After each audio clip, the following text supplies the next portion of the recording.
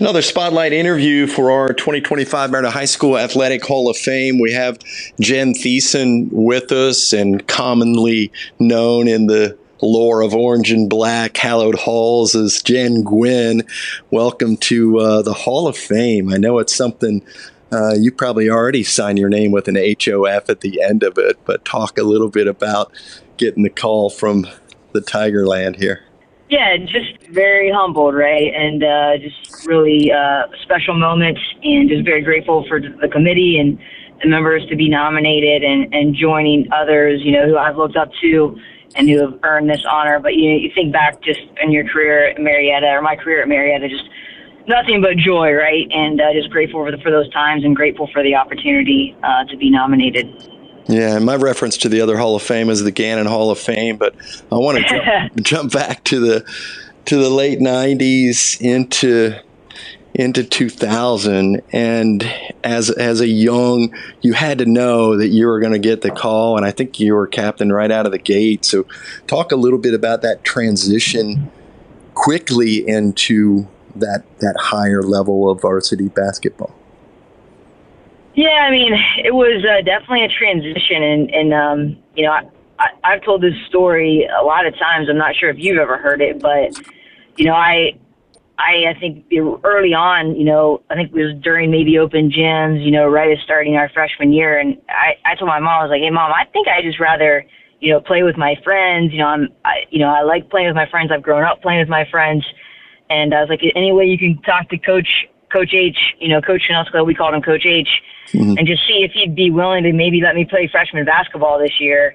And that conversation was very short.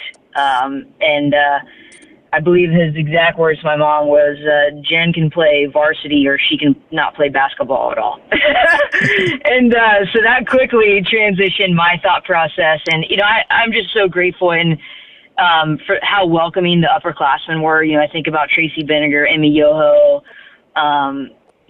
Katie Ellis, those people that I played with, Kim Woodridge, just the seniors on that team, Gabby Farrell, and the juniors, they were all so welcoming to me and made it an easy transition. So I'm grateful for them and how they, welcomed me with open arms and, quickly acclimated me to the team and to the rest of for the rest of the season. Yeah, from the radio standpoint, I'd maybe been 10 years doing games, but I look back to that, particularly your, 98, 99, I think was when we maybe did 5 girls games during the regular season, and then we picked up a couple extra, and then we got into a sectional, then we got into the next level. So it seemed like, the heyday of girls hoops. Yeah, I mean, you think back, I'm pretty sure. So it would have been my sophomore year. Emily Yoho and Tracy Benninger, their senior year. I'm pretty sure we were maybe the first girls team to ever make it to the regional semifinals, and so that was just kind of up and coming with the Marietta High School team and just start kind of making our mark. And that was. I believe Marietta now is Division II, and, we were Division I then. So, you make it to the regionals, you're playing the Pickeringtons of the world, and I think they're starting 5. I think we're all going Division I. And so, yeah, it was just, a great experience, great team, when we went to the sectionals and then districts and then going to the regionals. Just what an experience and what a great memory, and, forever grateful for those times. And, just kind of how I grew each year, starting as a freshman and then, to my senior year, as I, finished out my career.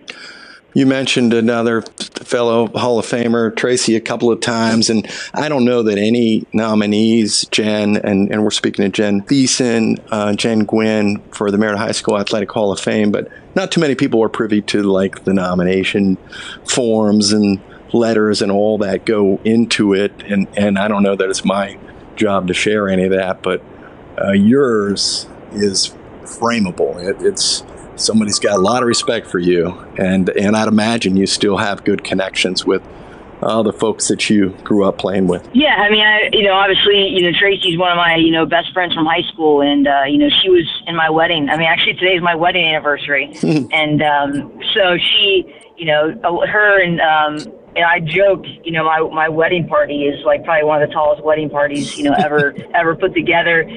Former college basketball players, former high school basketball players. I think I had 3 high school teammates and 3 college teammates, in my wedding. And so, yeah, she just can't speak enough of, what an influence she was on my career, and has been, we've remained really good friends since high school.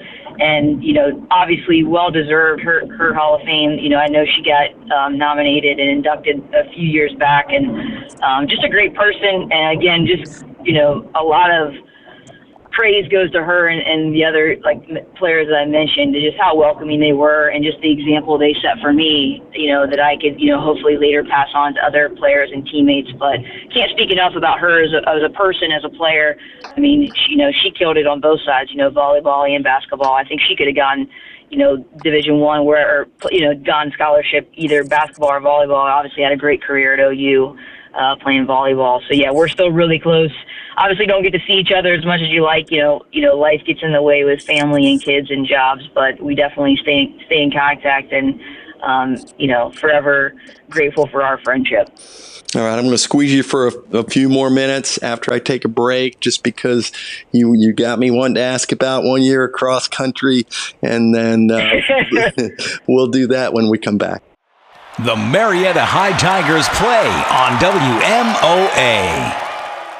Jen Gwen-Theissen is our guest, Hall of Famer 2025 for Marietta High School induction ceremonies coming up October the 11th, and we'll honor all the inductees at the high school football game the Friday night before that. But I did want to mention, when you play, and you play it at a very high level of basketball, and then I see that 1 year of track pop in there, and we think about how an athlete can take it beyond high school, because most don't get to go to school on scholarship or play even thereafter, and here you took it to the next level, then to the next level, and you're probably still running, right? Yeah, I am. Injuries stick in as you get a little bit older. I got a bum knee, but yeah, you think about that year cross country I did my senior year, and it kind of was just looking to see, hey, how good can you be, right? And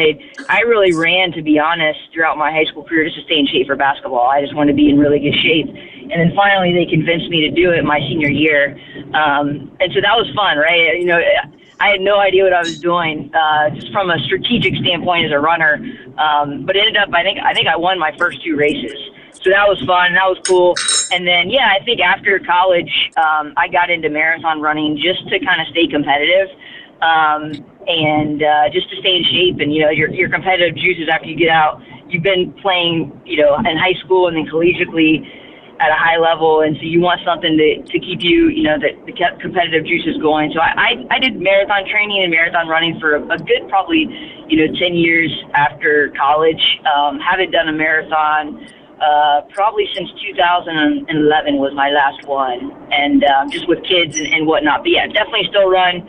I can, with my knee, I can get it, probably 8 to 9 miles a couple of times a week, but then, cross train the other days. But yeah, definitely still trying to stay active, stay in shape, stay up with my kids. But, definitely love running, and it was something that had a great passion for after college and high school.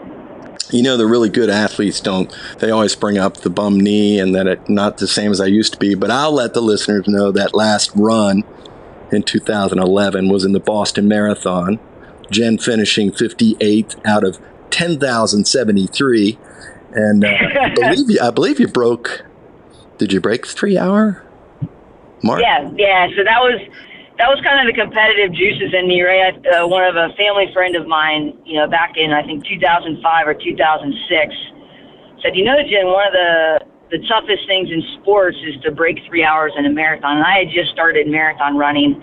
And I was like, okay. And they're like, that's even for men. And I was like, all right. So that was kind of my goal, right? I was like, all right, from that point on, I'm like, I'm going to try to be really good at this.